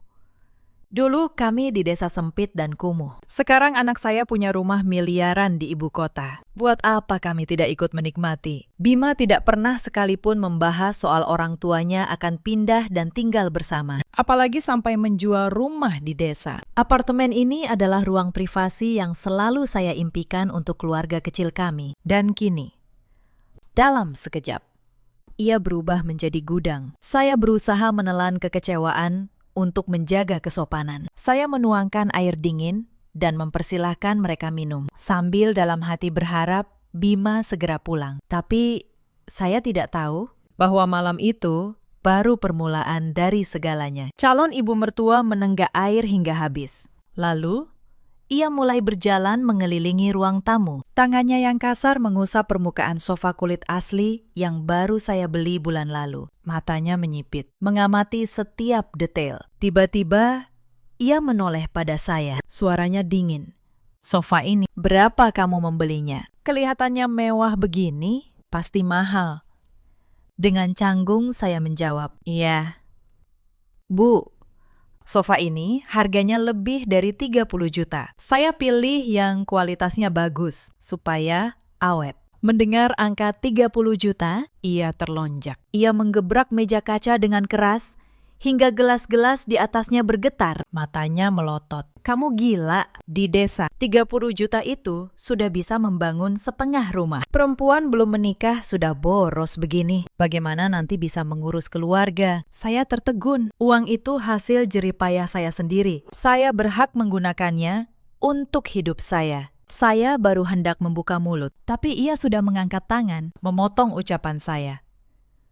Tidak usah membantah. Dengar baik-baik. Keluarga kami menikahimu secara terhormat. Seserahan lengkap. Bahkan kami memberi uang panai 50 juta. Di desa kami, 50 juta itu sudah paling tinggi. Tidak ada keluarga lain yang semampu kami. Ia berhenti sejenak, lalu menatap saya tajam. Jadi, mulai sekarang, kamu adalah milik keluarga Prayoga. Hartamu, rumah ini, bahkan sofa ini. Semuanya milik keluarga suami. Kamu dibawa ke sini untuk mengabdi, bukan untuk pamer. Saya berdiri mematung. Pemikiran kolot itu terpampang telanjang di depan saya. Uang panai 50 juta. Orang tua saya bahkan berniat mengembalikan uang itu sebagai hadiah balasan setelah menikah. Mereka membesarkan saya, menyekolahkan saya, dan memberi saya rumah 3 miliar. Namun kini hanya dengan 50 juta. Perempuan ini merasa telah membeli seluruh diri saya. Bapak mertua yang dari tadi diam, ikut menimpali. Ibumu benar. Anak perempuan setelah menikah adalah milik keluarga suami. Nanti, serahkan semua gajimu pada ibu mertuamu untuk dikelola. Urusan rumah tangga, biar keluarga suami yang putuskan. Barulah rumah ini bisa damai. Hawa dingin menjalari tulang punggung saya. Saya menyadari betapa jauh jarak antara cara berpikir kami. Dan malam itu, mereka belum tahu bahwa harga diri seorang wanita tidak bisa dibeli dengan 50 juta. Belum sempat saya menelan kata-kata kasar itu. Calon adik ipar saya, Dewi, masuk ke ruang tamu. Usianya sekitar 29 tahun. Matanya langsung tertuju pada gelang dan kalung emas yang saya kenakan. Hadiah dari almarhumah nenek saya. Ia tersenyum tipis, lalu duduk di sebelah saya. Mbak, emas yang Mbak pakai bagus sekali, katanya. Saya juga sebentar lagi mau lamaran sebagai calon ipar. Mbak kasih saja ke saya, ya. Hitung-hitung, tanda perkenalan. Lagi pula, Mbak kan sudah kaya. Beli lagi juga gampang. Saya menahan napas. Perhiasan ini bukan soal harga. Ini kenangan dari nenek saya. Maaf, Dik, ini peninggalan nenek saya. Sangat berharga buat saya. Kalau soal hadiah, nanti kita bicarakan baik-baik setelah pernikahan. Wajah Dewi langsung berubah masam. Ia mendengus, lalu berdiri. Pelit, belum jadi keluarga saja sudah pelit begini. Pantas saja ibu bilang Mbak ini tidak tahu diri. Ia berjalan ke dapur, membuka kulkas saya tanpa permisi, dan mengeluarkan buah-buahan serta lauk yang saya siapkan untuk besok. Ia memakannya sambil duduk di meja makan, seolah ini rumahnya sendiri. Saya berdiri di tengah ruang tamu yang kini berantakan seperti gudang. Saya menelan semuanya demi menjaga ketenangan 3 hari menjelang pernikahan. Tapi saya tidak tahu, esok pagi mereka akan menyiapkan jebakan yang jauh lebih berbahaya dari sekedar perhiasan. Sepanjang malam, calon ibu mertua sibuk menelpon kerabat-kerabatnya di desa. Saya mendengar samar dari kamar. Ia mengundang mereka datang ke Jakarta. Iya, ke apartemen anak saya. Besar, mewah. Datang saja ramai-ramai, biar sekalian halal bihalal. Soal makan, ada menantu saya yang kaya. Tenang saja. Saya memejamkan mata, mencoba menahan air mata. Rumah yang saya bangun untuk ketenangan, kini terasa seperti pasar. Malam itu, Bima pulang larut. Wajahnya lelah, dan langsung berubah terkejut melihat rumah yang penuh sesak. Ia menatap saya dengan mata penuh tanya. Saya hanya menggeleng pelan. Saya tidak ingin membuat keributan di malam menjelang pernikahan kami. Bima membawa kedua orang tuanya bicara di kamar. Saya mendengar suaranya yang berusaha menjelaskan dengan sopan. Tapi yang terdengar dari balik pintu hanyalah suara calon ibu mertua yang meninggi. Malam itu berakhir tanpa penyelesaian. Tapi saya tak menyangka esok paginya jebakan yang sesungguhnya baru dipasang. Keesokan paginya, saya bangun lebih awal untuk menyiapkan sarapan. Itu hari terakhir saya sebelum cuti mengurus pernikahan. Baru saja saya melangkah keluar dari dapur. Bapak mertua yang sedang minum teh memanggil saya. Suaranya penuh wibawa seorang pria yang terbiasa menjadi kepala keluarga. Kemari, Bapak mau bicara. Saya duduk di kursi kecil di hadapannya. Iya, Pakistan. Ada yang bisa saya bantu? Ia berdeham keras, lalu berkata perlahan. Bapak dan Ibu sudah melihat-lihat kondisi rumah ini. Bagus, tapi ada satu hal yang tidak benar. Sertifikat rumah ini sekarang hanya atas namamu saja. Jantung saya berdebar. Saya mengangguk. Benar, Pakistan. Apartemen ini diberikan orang tua saya sebagai hadiah, jauh sebelum saya mengenal Mas Bima. Jadi, sertifikatnya atas nama saya. Ia menggebrak cangkir tehnya ke meja. Itu tidak benar. Istri itu ikut suami. Kamu menikah dengan Bima. Maka rumah ini rumah bersama. Nanti orang lain bilang anak saya menumpang di rumah istri, di mana harga diri keluarga prayoga. Ia menatap saya tajam, lalu memberi perintah. Sore ini kamu izin dari kantor. Bawa semua dokumen ke notaris. Bapak akan suruh Bima izin setengah hari. Kalian urus penambahan nama Bima di sertifikat rumah ini. Setelah selesai, barulah akhir pekan ini pernikahan bisa dilanjutkan. Kalau tidak, batalkan semuanya. Saya terperangkap. Tuntutan ini jauh di luar bayangan. Menambahkan nama di sertifikat bukan masalah sepele. Ini sebuah rencana perampasan yang terang-terangan. Dengan kedok harga diri keluarga. Saya menatap lurus ke mata mertua saya. Suara saya lembut, namun tegas. Mohon maaf, Pakistan. Apartemen ini harta pribadi saya sebelum menikah. Orang tua saya bekerja keras seumur hidup untuk membelikannya. Saya mencintai Mas Bima. Saya bersedia berbagi ruang hidup ini dengannya. Tapi untuk urusan balik nama sertifikat, saya mohon maaf. Saya tidak bisa membagi aset dari orang tua saya seperti itu. Wajah bapak mertua memerah, padam. Ia menunjuk lurus ke wajah saya dan berteriak, "Kamu berani melawanku? Kamu meremehkan anakku, meremehkan keluarga kami yang miskin. Jadi kamu takut kehilangan hartamu, begitu?" Saya tetap tenang. Saya tidak meremehkan siapapun. Pakistan, tapi prinsip adalah prinsip. Ini aset pribadi saya. Mohon Bapak bisa mengerti. Ketegasan saya seolah menyiram bensin ke dalam api. Keributan itu membuat calon ibu mertua bergegas keluar dari kamar. Mendengar saya menolak menambahkan nama, wajahnya langsung berubah beringas. Ekspresi puas kemarin lenyap, berganti kemarahan seorang pemangsa yang kehilangan mangsanya. "Apa katamu tadi?" Ia menerjang ke arah saya. Matanya memerah. "Kamu berani menolak menambahkan nama suamimu di sertifikat. Dasar perempuan licik. Kamu mau berkhianat bahkan sebelum menikah." Tanpa memberi saya kesempatan bereaksi, ia mengayunkan tangannya. Sebuah suara keras memecah keheningan pagi itu. Pipi kiri saya terasa panas seperti terbakar. Tamparan itu begitu keras hingga saya terhuyung dan jatuh terduduk di sofa. Kepala saya pening, telinga saya berdengung. Saya memegangi pipi yang mulai membengkak, menatap calon ibu mertua dengan mata tak percaya. Selama 28 tahun hidup saya tidak pernah mengalami kekerasan seperti ini. Ia berdiri dengan kedua tangan di pinggang, menunjuk wajah saya. Kata-katanya keluar seperti racun. "Saya menamparmu untuk mengajarimu sopan santun di keluarga ini. Kamu pikir punya uang, punya rumah, lalu bisa seenaknya menginjak-injak keluarga suami. Saya beritahu kamu, tidak ada ceritanya." Air mata saya jatuh, bukan karena sakit di pipi, tapi karena hancurnya seluruh impian saya tentang sebuah keluarga. Saya terisak di sofa itu sendirian. Belum reda isak tangis saya. Bel apartemen kembali berbunyi. Kali ini bukan satu atau dua orang. Rombongan kerabat dari desa yang diundang calon ibu mertua tadi malam berdatangan, membawa anak-anak dan tas-tas besar. Sekitar 10 orang memenuhi ruang tamu saya. Calon ibu mertua menyambut mereka dengan bangga, seolah ia tuan rumah. "Ayo, masuk. Masuk. Ini rumah anak saya, mewah, kan? Menantu saya yang masak, jangan sungkan," serunya keras.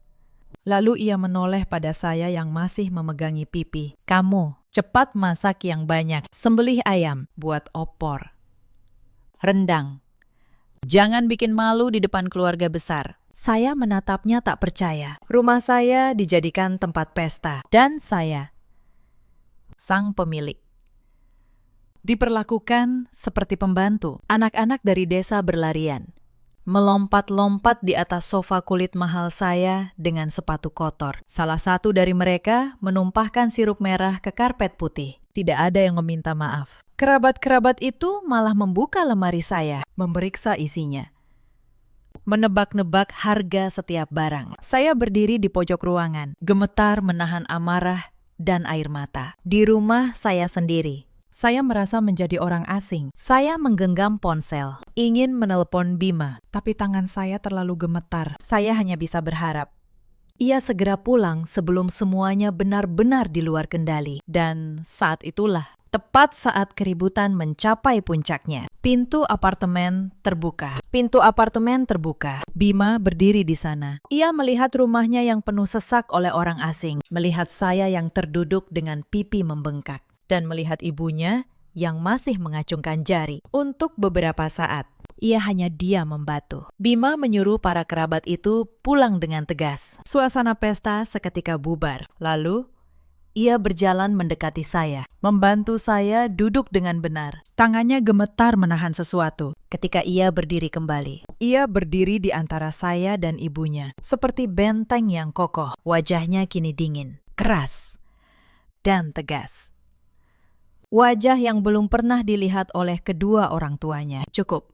Hanya satu kata. Tapi kata pendek itu memiliki bobot yang luar biasa. Ibunya ternyanga. Bima menarik napas dalam-dalam, lalu melanjutkan dengan lantang. Apartemen ini milik pribadi Maya. Ini hasil jerih payah orang tuanya seumur hidup untuk putrinya. Tidak ada seorang pun yang berhak memaksa Maya menambahkan nama saya. Dan saya juga tidak akan pernah menerima hasil merampas jerih payah orang lain. Ia menatap ibunya tajam. Maya adalah istri saya. Saya menikahinya untuk mencintai dan merawatnya, bukan untuk menjadi tameng bagi kesewenang-wenangan kalian. Ibu, jangan mentang-mentang sebagai ibu, lalu bisa sewenang-wenang pada harta istri saya. Seluruh ruangan hening. Orang tua Bima membuka mulut, tapi tenggorokan mereka seakan tercekat. Mereka tidak pernah melihat putra yang selama ini mereka anggap penurut bersikap setegas ini. Keheningan tidak berlangsung lama. Calon ibu mertua tiba-tiba menjatuhkan dirinya ke sofa dan mulai menangis meraung-raung. Kedua tangannya menutupi wajah. Ia memulai drama ratapan tentang jasa-jasanya membesarkan anak. Ya Tuhan, lihatlah anak laki-laki yang sudah kami besarkan bertahun-tahun. Sekarang punya istri. Dia lupa pada orang tua. Apa salah saya? Saya hanya memikirkan masa depannya. Tapi sekarang, dia malah menunjuk wajah saya, membela mati-matian istri yang bahkan belum sah dinikahinya. Dasar anak tidak tahu diuntung. Bapak mertua langsung ikut menimpali. Ia berdiri, menunjuk wajah Bima. Urat lehernya menonjol. Hebat kamu.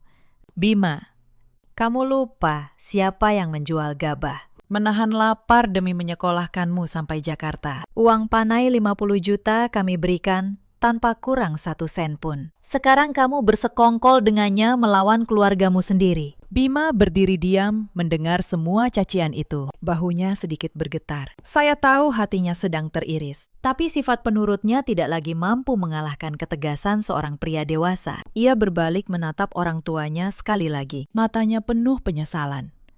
Tapi suaranya tetap tegas. Bapak dan ibu punya jasa melahirkan dan membesarkan saya. Seumur hidup saya tidak akan lupa. Saya bekerja keras siang malam untuk mengirim uang ke desa agar bapak dan ibu hidup nyaman. Tapi berbakti bukan berarti saya harus memaklumi tindakan yang salah, yang melanggar hukum dan moral. Ia melangkah maju, menekankan setiap katanya. Tamparan yang ibu layangkan ke wajah Maya tadi akan selalu saya ingat. Maya tidak melakukan kesalahan apapun. Soal balik nama rumah, jangan pernah diungkit lagi. Dan mengenai uang panai 50 juta yang selalu kalian jadikan alasan untuk menekan Maya, sore ini saya akan ke bank menarik 50 juta dan mengembalikannya kepada Bapak. Anggap saja kita impas. Wajah kedua orang tua itu berubah pucat. Pengembalian uang panai adalah penghinaan terbesar bagi mereka. Karena dengan begitu, alasan mereka untuk mengendalikan saya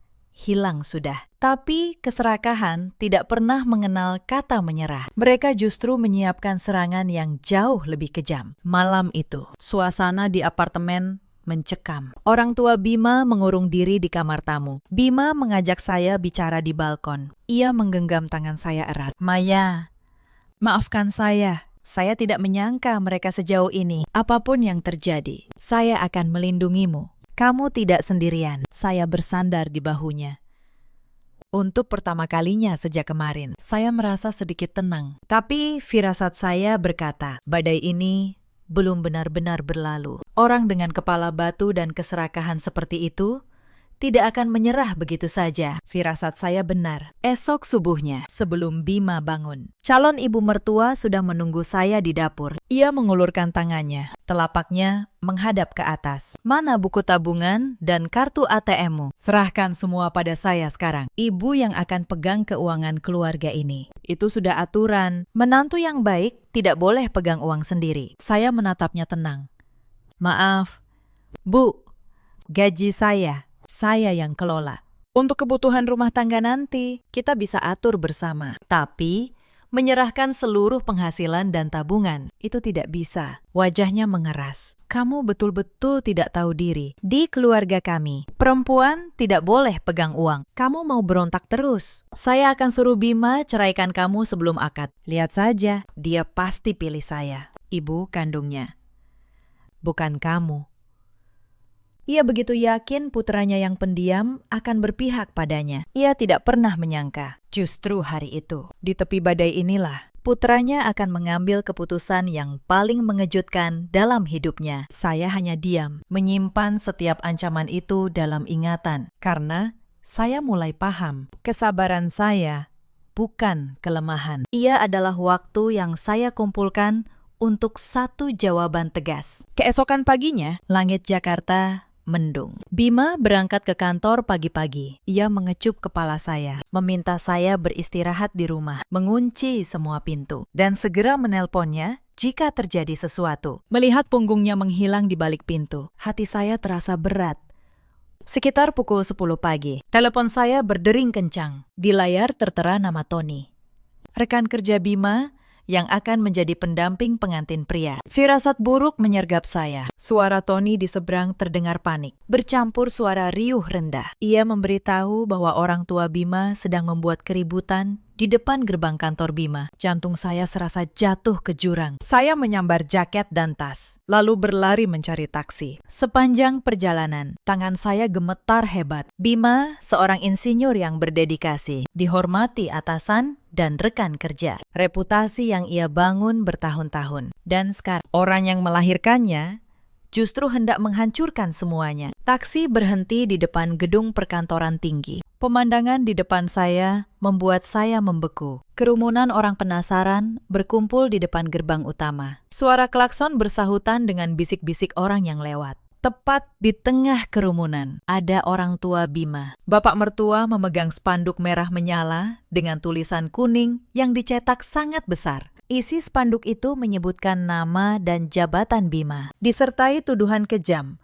bahwa ia anak durhaka yang menuruti calon istri untuk mengusir orang tuanya. Calon ibu mertua duduk di trotoar, rambutnya acak-acakan. Kedua tangannya memukul-mukul lantai sambil meraung-raung. Ia berteriak sekuat tenaga, "Tolong, Bapak Ibu, lihat anak durhaka ini. Dia manajer proyek.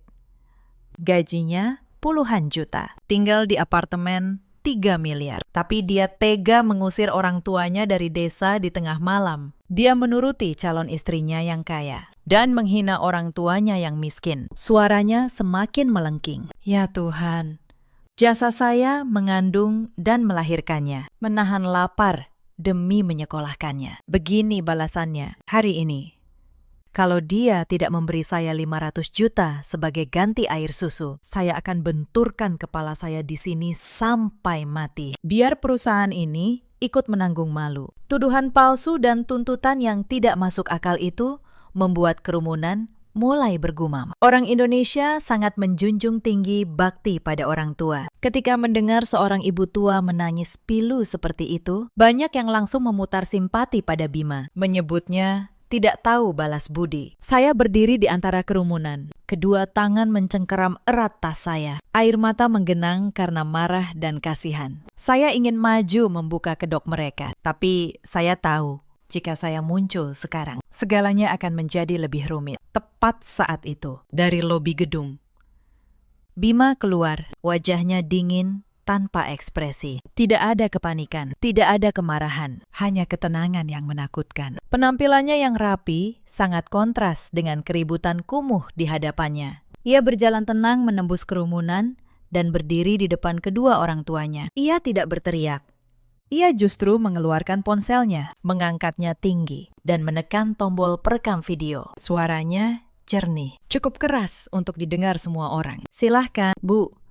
Ulangi sekali lagi tuntutan ibu di depan kamera. 500 juta sebagai ganti air susu. Saya akan simpan rekaman ini karena pemerasan terhadap anak sendiri di depan umum dengan ancaman bunuh diri adalah perbuatan yang bisa diproses secara hukum. Wajah calon ibu mertua langsung berubah. Tangisnya terhenti seketika. Ia tidak menyangka putranya akan setenang dan setegas ini. Bapak mertua menurunkan spanduknya. Matanya bergerak gelisah menatap kerumunan yang kini mulai berbalik mempertanyakan kebenaran cerita mereka. Bima menoleh pada kerumunan. Saudara-saudara, terima kasih sudah peduli. Tapi yang sebenarnya terjadi, orang tua saya menjual rumah di desa tanpa memberitahu saya, lalu menuntut rumah pribadi istri saya. Saat istri saya menolak, ibu saya menamparnya. Saya punya bukti semuanya. Hari ini mereka datang menuntut 500 juta. Silahkan nilai sendiri siapa yang durhaka di sini. Kerumunan terdiam. Satu persatu mulai membubarkan diri. Wajah orang tua Bima kini pucat pasi, terjebak di tengah trotoar yang sepi. Tak lama, atasan Bima turun dari gedung. Seorang pria tua berwibawa yang sudah lama mengenal kinerja Bima. Ia menepuk bahu Bima dan berkata cukup keras agar kerumunan yang tersisa mendengar. Bima, saya kenal kamu bertahun-tahun. Kamu salah satu insinyur terbaik yang pernah saya pekerjakan. Urusan keluarga ini, perusahaan tidak akan menghakimimu. Selesaikan dengan kepala dingin. Wajah bapak mertua semakin merah. Kali ini, karena malu. Rencananya untuk menghancurkan reputasi Bima, justru berbalik mempermalukan dirinya sendiri. Tapi malam itu di apartemen, konfrontasi yang sesungguhnya baru akan dimulai. Malam itu, Bima membawa pulang kedua orang tuanya untuk bicara terakhir kali. Saya menyiapkan teh. Tangan saya masih sedikit gemetar. Bima meminta saya duduk di sampingnya. Ia tidak ingin saya bersembunyi lagi. Bapak,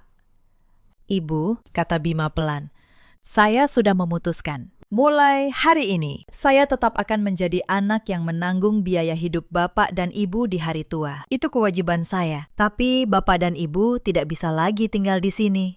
Dan tidak bisa lagi ikut campur dalam rumah tangga saya. Bapak mertua menggebrak meja. Apa? Kamu mengusir orang tuamu sendiri demi perempuan ini. Kalau hari ini kamu memilih istri ini, jangan pernah kembali ke desa. Saya akan datang ke kantormu. Saya temui bosmu. Saya sebarkan ke seluruh dunia bahwa kamu anak durhaka. Saya akan membuatmu hancur. Di tengah amarahnya, ia menyambar sebuah guci pajangan di meja dan membantingnya ke lantai. Guci itu pecah berkeping-keping. Suara pecahan itu bagaikan tetesan terakhir yang menumpahkan seluruh kesabaran Bima. Bima berdiri tak bergerak selama beberapa detik. Dadanya naik turun. Ia menatap serpihan keramik di lantai, lalu menoleh ke arah saya yang menangis. Rasa iba pada saya dan rasa malu atas tindakan keluarganya mendorongnya mengambil keputusan yang tegas. Ia merogoh saku, mengeluarkan ponsel, dan menelpon manajemen gedung. Suaranya tenang, namun sangat tegas. Selamat malam. Saya pemilik unit di lantai 18. Mohon kirim 2 petugas keamanan ke unit saya sekarang juga. Ada orang yang merusak barang dan mengganggu ketertiban. Mendengar putranya menelpon keamanan, calon ibu mertua terbelalak. Kamu gila? Kamu panggil keamanan untuk menangkap orang tuamu sendiri. Saya ini ibu kandungmu. Kamu benar-benar mau mengusir saya ke jalanan. Bima menyimpan ponselnya, berbalik menghadap orang tuanya. Wajahnya tidak menunjukkan sedikit pun keraguan. Apartemen ini milik Maya. Bapak dan ibu datang ke sini, memukul istri saya, merusak barang-barangnya. Ini bukan lagi urusan keluarga. Silakan bapak dan ibu berkemas dan keluar dari sini sekarang juga. Tanpa menunggu reaksi mereka, Bima menyingsingkan lengan kemejanya dan menuju tumpukan barang di koridor. Dengan gerakan cepat dan tegas, ia melempar satu persatu karung dan kardus keluar ke lorong di depan lift. Tumpukan barang dari desa itu jatuh berdebu di lantai koridor yang dingin. Bapak mertua naik pitam, berlari hendak memukul Bima sambil meneriakkan kutukan. Tapi tepat saat itu, 2 petugas keamanan tiba dan menahannya. Calon ibu mertua menjerit histeris, menggedor-gedor pintu lift sambil memaki. Tetangga di lantai itu mulai keluar dari unit mereka, menyaksikan kegaduhan. Salah satu petugas dengan tegas meminta orang tua Bima turun ke lobi sebelum polisi dipanggil. Tapi keputusan Bima sudah bulat. Pintu apartemen tertutup. Untuk pertama kalinya, rumah itu kembali menjadi milik saya. Malam itu, dalam keheningan apartemen yang akhirnya tenang, Bima memeluk saya erat. Air matanya jatuh di bahu saya. Ia menangis bukan karena menyesali keputusannya, tapi karena kehilangan keluarga yang dulu ia cintai. Saya memeluknya balik. Cinta kami telah lulus dari ujian materi dan rintangan beracun. Malam itu juga, saya menelpon ibu saya, menceritakan semuanya. Termasuk tamparan itu. Di seberang telepon, ibu saya terdiam lama, lalu suaranya bergetar menahan tangis. Nak, ibu minta maaf tidak ada di sampingmu. Tapi dengarkan ibu, kamu tidak salah.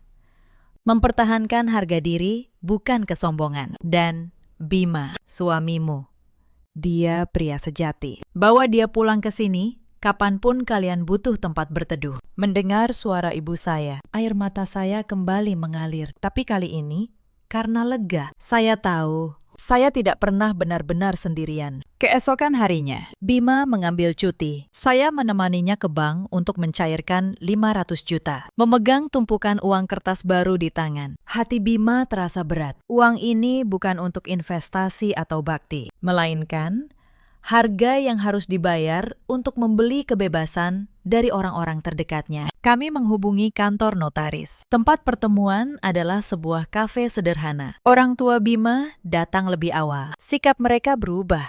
Tidak ada lagi makian atau air mata palsu. Yang ada hanya tatapan lapar yang tertuju pada tas berisi uang di tangan Bima. Di hadapan notaris, Bima meminta orang tuanya membaca surat pernyataan dengan teliti. Isinya jelas. Setelah menerima uang 500 juta, orang tua Bima dengan sukarela berjanji tidak akan pernah muncul lagi dalam kehidupan kami. Tidak ikut campur dalam keputusan apapun, dan tidak akan melakukan tindakan yang merugikan saya atau keluarga kami. Semuanya hitam di atas putih. Bapak mertua bahkan tidak membacanya dengan saksama. Ia terburu-buru menandatangani dan menyuruh istrinya membubuhkan cap jempol. Notaris sempat mengingatkan dengan tenang bahwa surat ini mengikat secara hukum dan tidak bisa ditarik kembali. Tapi mata mereka sudah terpaku pada tas berisi uang, tidak peduli pada kata-kata itu. Ketika tumpukan uang digeser ke seberang meja, mereka menyambarnya dengan rakus, menghitungnya berulang kali, lalu memasukkannya ke dalam tas. Mereka berdiri dan bergegas keluar tanpa menoleh pada Bima sedikit pun.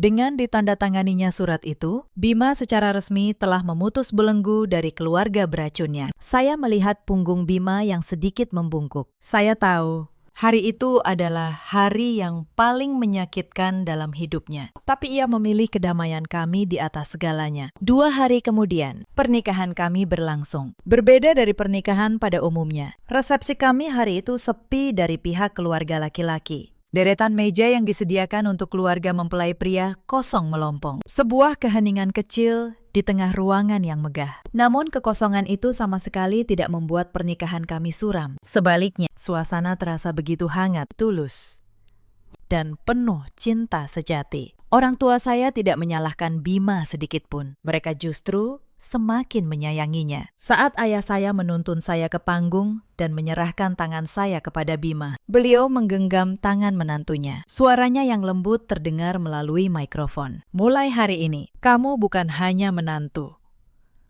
tapi juga putra kami. Kami percayakan Maya kepadamu, karena kami tahu kamu pria yang bertanggung jawab dan tahu cara menghargai wanita. Jangan bersedih atas apa yang telah terjadi. Keluarga kami akan selalu menjadi pelabuhan yang damai untuk kalian. Air mata kebahagiaan mengalir di pipi Bima. Ia memeluk ayah saya, lalu berbalik memeluk saya. Tepuk tangan meriah dari teman-teman dan keluarga besar saya mengiringi restu yang tulus. Di sela resepsi, sahabat Bima, Tony, naik ke panggung untuk memberi sambutan. Ia mengangkat gelasnya. Saya kenal Bima sejak kami sama-sama susah. Hari ini, Saya bangga, bukan karena dia sukses, tapi karena dia berani memilih yang benar saat semua orang menyuruhnya menyerah. Untuk Bima dan Maya, semoga rumah tangga kalian selalu dipenuhi keberanian seperti hari-hari ini. Seluruh ruangan bertepuk tangan. Saya menggenggam tangan Bima erat. Meja keluarga mempelai pria memang kosong,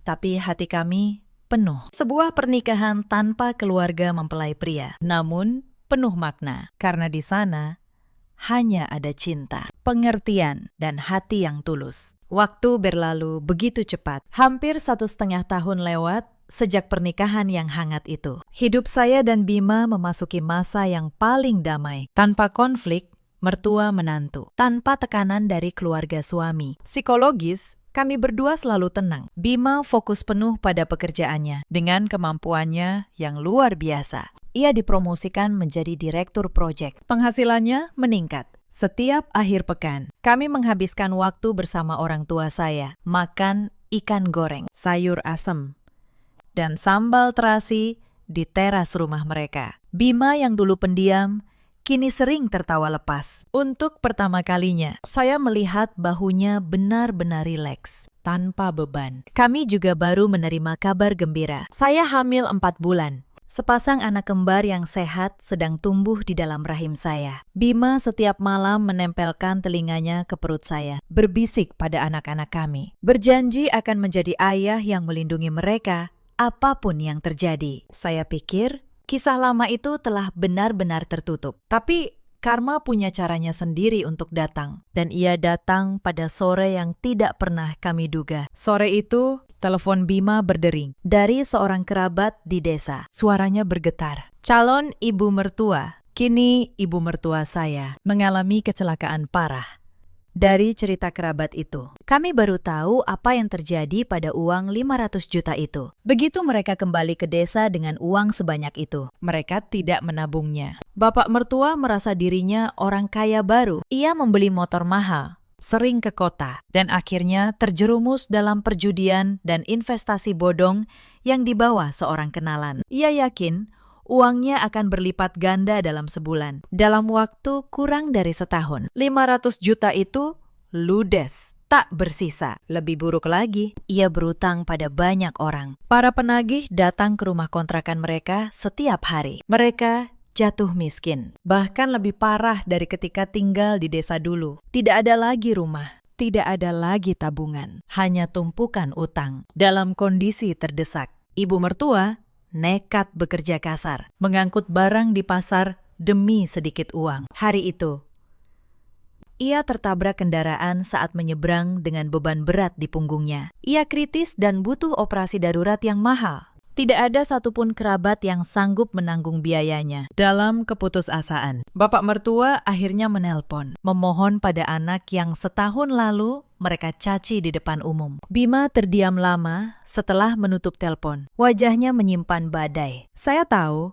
di dalam dadanya ada pertarungan antara luka lama dan darah daging yang tak bisa ia ingkari. Saya menggenggam tangannya. Mas, apapun keputusanmu, saya akan mendukung. Jangan sampai kamu menyesal seumur hidup. Bima menatap saya, lalu mengangguk pelan. Malam itu juga, kami berangkat ke rumah sakit di kota terdekat dari desa. Sesampainya di sana, kami melihat bapak mertua duduk lunglai di lorong rumah sakit. Tubuhnya kurus dan tua, jauh berbeda dari sosok angkuh setahun lalu. Melihat Bima datang, ia langsung berdiri dengan tatapan memohon. Maya, maafkan bapak.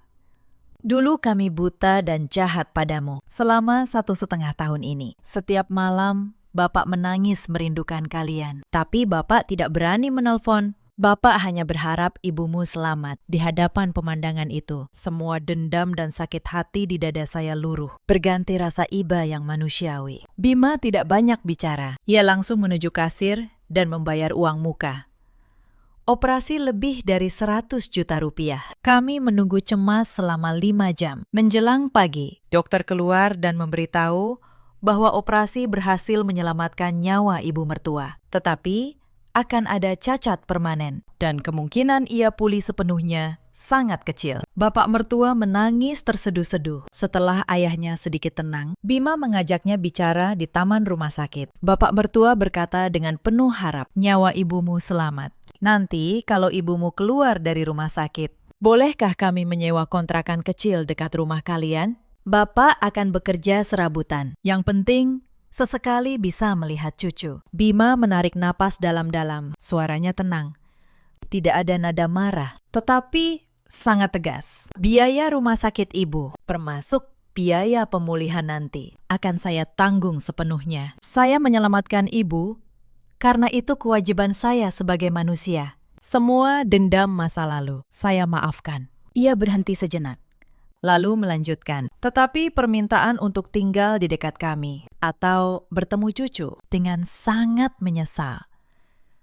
Saya harus menolaknya. Maya pernah terluka sangat dalam. Keluarga kecil saya butuh kedamaian. Kaca yang sudah pecah, meskipun dilem kembali, retaknya akan selalu ada dan bisa melukai lagi." Bapak mertua tertunduk.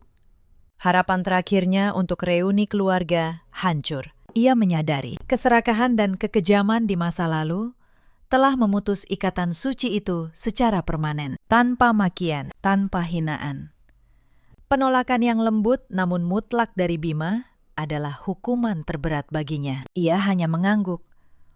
Air mata penyesalan terus mengalir dalam diam. Sebulan kemudian, ibu mertua keluar dari rumah sakit dalam keadaan lumpuh permanen. Kesadarannya sering terganggu. Melalui seorang kerabat, Bima mencarikan rumah kontrakan sederhana di pinggiran kota untuk mereka. Ia melengkapinya dengan perabotan dasar dan rutin mengirim uang setiap bulan untuk biaya hidup dan pengobatan. Ia memenuhi seluruh tanggung jawab finansialnya sebagai seorang anak. Namun sejak hari itu, Bima tidak pernah lagi mengunjungi atau menelpon. Batasan itu tetap kokoh. Orang tuanya menjalani sisa hidup dalam penyesalan, merindukan anak dan cucu yang tidak akan pernah bisa mereka temui. Adapun keluarga kecil kami, setelah badai terakhir berlalu, langit menjadi lebih cerah dari sebelumnya. Biaya rumah sakit yang besar tidak menggoyahkan fondasi ekonomi kami. Sebaliknya, hal itu membebaskan kami dari beban nurani, membuat jiwa kami lebih tenang. Suatu pagi di hari Minggu, saya duduk di ruang tamu, tersenyum melihat pemandangan di hadapan saya. Bima sedang bermain kuda-kudaan dengan Surya, anak laki-laki kami, sementara Dewi, putri kami, memeluk lehernya sambil tertawa riang. Orang tua saya datang membawa buah tangan dan mainan baru. Suasana penuh tawa dan kehangatan. Saya bersyukur pada hidup yang telah menguji kami. Karena melalui ujian itu, saya menemukan nilai sejati dari pria yang saya pilih. Jika dulu Bima memilih tunduk pada keegoisan orang tuanya, hidup saya mungkin menjadi sebuah tragedi. Tapi, ia berani berdiri tegak, menggunakan keberanian dan cintanya untuk melindungi saya dan membangun benteng yang kokoh untuk keluarga kami. Cerita ini mengajarkan kita banyak hal. Jangan pernah mengukur nilai seorang manusia dengan uang panai atau harta. Dan jangan pernah atas nama keluarga merampas hak dan harga diri orang lain. Di luar sana, ada banyak perempuan yang seperti saya dulu. Mereka menahan tamparan dan hinaan, mengira diam adalah jalan menjaga keutuhan rumah tangga. Padahal, harga diri yang kita serahkan tidak akan pernah dihargai oleh orang yang serakah. Di luar sana juga, ada banyak suami yang memilih diam, takut dianggap durhaka, lalu membiarkan istrinya terluka. Tapi berbakti yang sejati bukanlah membenarkan kesalahan orang tua. Berbakti sejati adalah berani berkata cukup ketika keadilan diinjak-injak. Dan ada pula para ibu mertua yang mengira anak laki-laki dan menantunya adalah milik mereka untuk dikuasai. Mereka lupa bahwa rasa hormat tidak bisa dipaksa. Ia hanya tumbuh dari kasih sayang yang tulus. Bima telah memilih melindungi keluarga kecilnya tanpa membenci. Orang tuanya menanggung akibat dari pilihan mereka sendiri. Dan saya akhirnya menemukan kedamaian yang selama ini saya impikan. Dalam hidup, kita selalu punya pilihan. Memilih diam dan terluka, atau memilih berdiri dan menjaga harga diri. Bagaimana dengan kalian?